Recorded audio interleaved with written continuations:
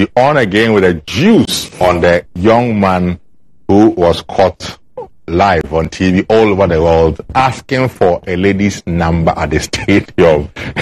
It's interesting how this thing is really blowing up. But he's speaking, and we'll have the juice for you on the show later on. But for now, let's get into action now. And the games kick off again tomorrow. We have Nigeria taking on Angola. Let's show you the fixtures, quarterfinal fixtures of the ongoing Afcon. And the games that are going to be played from tomorrow and also on Saturday. Nigeria take on Angola is the first game.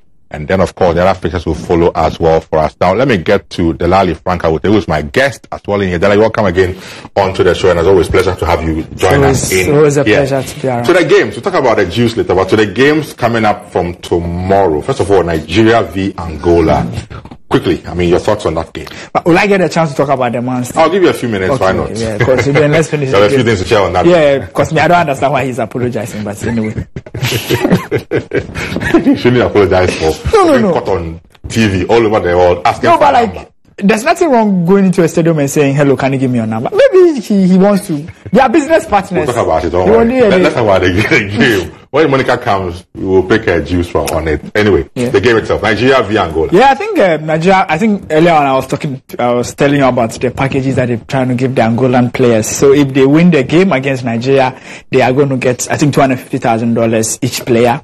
Each player is going to get... For victory over Nigeria. Yeah, and making it to the semi-finals. Each player will get how much? $250,000. And then also, each player will get iPhone 15.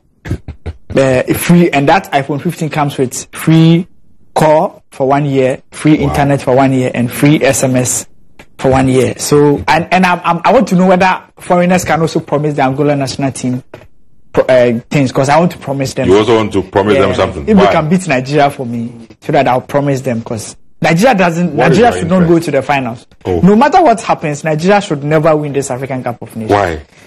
For so many reasons that I don't want them to win another Afcon, be on the same pair with the Black Stars.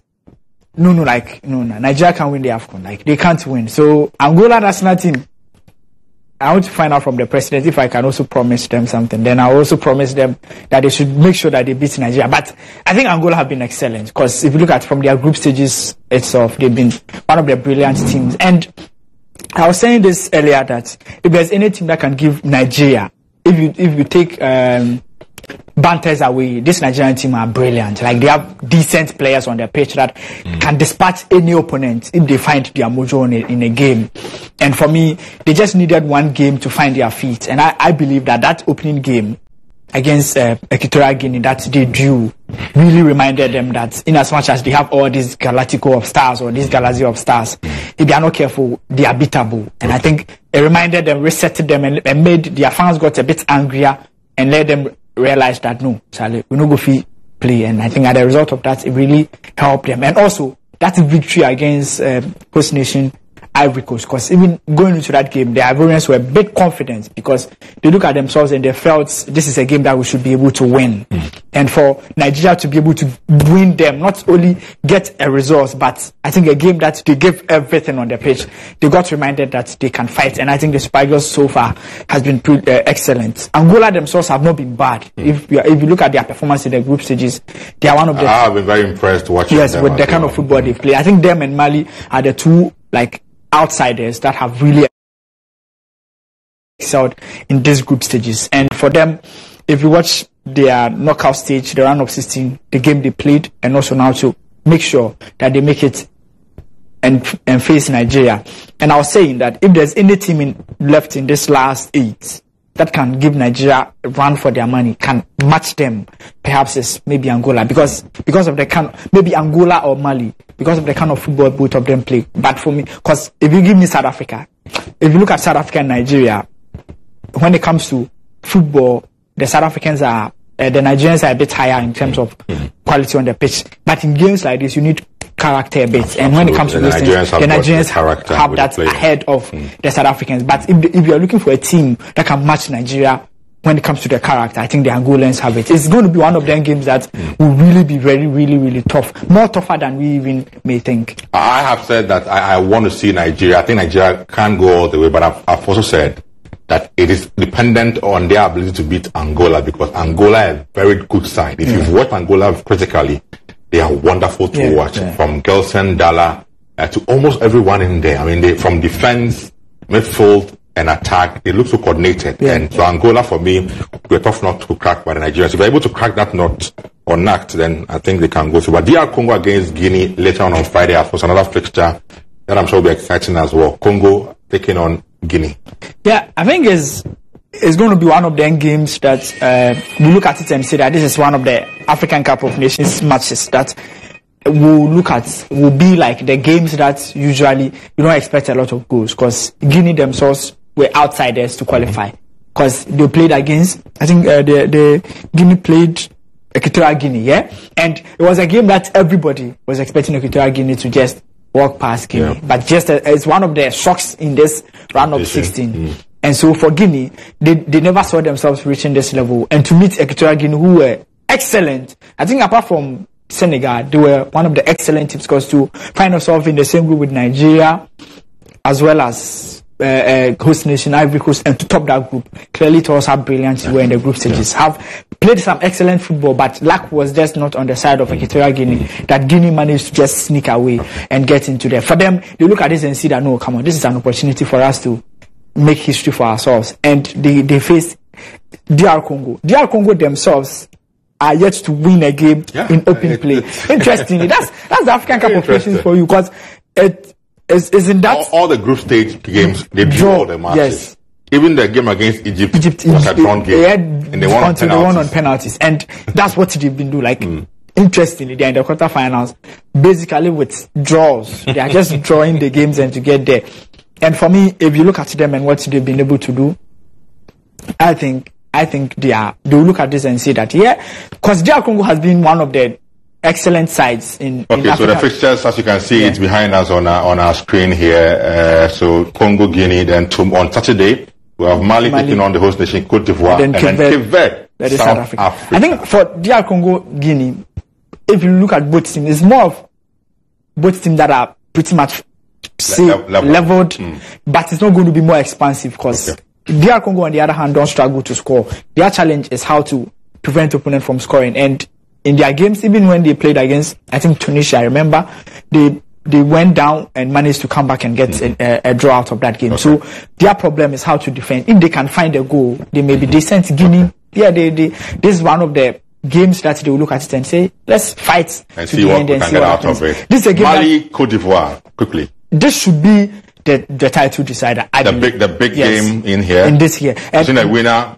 will be from this game, Mali, Cote d'Ivoire. Cote d'Ivoire. The winner here, basically going all the way to the. Because based on the structure too, the winner from this group meets either DR Congo or Guinea. And the kind of football Mali are playing, for me, in the round of 16, I think Mali played the best exciting football. Against Burkina Faso. Yes, they had no fear. Even after they scored the goal, I made a tweet that they are showing us how to defend.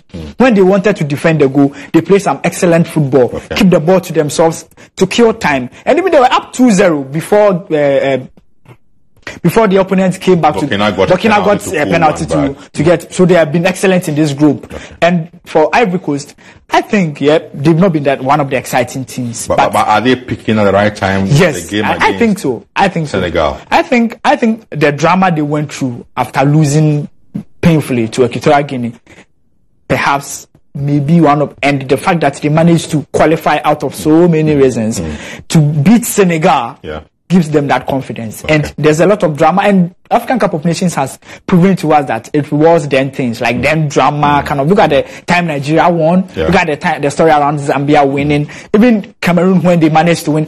The Afcon has always rewarded those drama around it. So, but it's going to be a tough game. But I feel Cote d'Ivoire should beat Mali. But you know, one interesting thing is, if you go to Ivory Coast, the country is divided into two because they are very close. You see a lot of Malians in Ivory Coast, even more than Ghanaians, because of the language, because of the French. They both speak French. So the country is very divided, and I feel it's going to be one of the exciting games. Numbers will be there for this it's going to be one of the exciting games. Last game, Cape Verde, South Africa. I think both teams play similar football, expansive. Cape Verde, they are not scared of any opponent. They will come and play. I think they really overachieved when it comes to this competition. But the kind of football they play, they don't care who you are. They will come after you. South Africa, Hugo Broos, excellent manager. I think he's experienced enough, and I've said that in this African Cup of Nations here, one thing that really works in this tournament is the coach you have, especially when they it's always important. Very key. When they are very experienced, they understand this moment. Hugo Broos have overachieved with this South African team. And for me, he will look at it and say, this is just Cape Verde. In as much as Cape Verde are excellent in this competition, this is not the Black Star. This is not Nigeria you are playing. This is a chance to make history. That's what he's going to tell the players. See, guys, this is a chance to make history. They are on the brink. You see, for semi-final appearance in the Nations Cup. In the Nations Cup, and for South Africa, they will say, guys, this is Cape Verde. If you've been able to beat Morocco, Cape Verde should be one of the teams you should be. But Cape Verde are good. They are very expansive. They are not scared of any opponent, and they can run at you. It should be 2 games in this group. These 2 games in this tournament should give us exciting football. The Cape Verde South Africa game will be very expansive. We're going to see a lot of goals. Mali, Ivory Coast, a very close game. That's also going to be an exciting. Why do I have a feeling it's possible to have South Africa in the finals of this year's Nations Cup? I mean, if you've watched them critically, 2 things. You mentioned Hugo Broos. He's one. I think the other bit working for South Africa is Sundowns. Obviously. Now, 8 of the 11 of the South African team against Morocco all play for Sundowns, one team. So there's one thing that works for them: telepathy and teamwork. They know themselves. And it's something you don't get for national team football, but they have it because they are players who play in the national team or club side. From goalkeeper, back 4, midfield. Only one is an exception there, and then even the attack. So there's Tau, and then what's his name? One midfielder who don't play for Sundown. Yes, all the others are Sundown players. Remember the Spain national team when they were dominating the world with Barca had the numbers. I think it really helps. They are lucky, and you said it. Not often do you get that in national team football. So if you get that and you get a coach who can maximize it, let them play similar brand of football. And if you watch Sundowns also play, I think they play similar style of football like how the South Africans are playing now. Very exciting. It's a template. National team level as well. And it's really working. And for me, just as you said, if they manage to be Cape Verde, I think the route will be open for them to get it. Because no matter what Nigeria will lose against, they're going to have an underdog of a sort getting its hands on the Nations Cup. And I'm looking at South Africa, even though they've won it before, but they've been away or out for quite a while. For them, and they are back. Mali are looking like a team that can also get their hands on that holy grail. And then Angola, another team to watch out for because they play some good football. Nigeria, they are my favorites, but like it is. Morocco are out, they were favorites. Senegal are out, they were favorites. So you never know.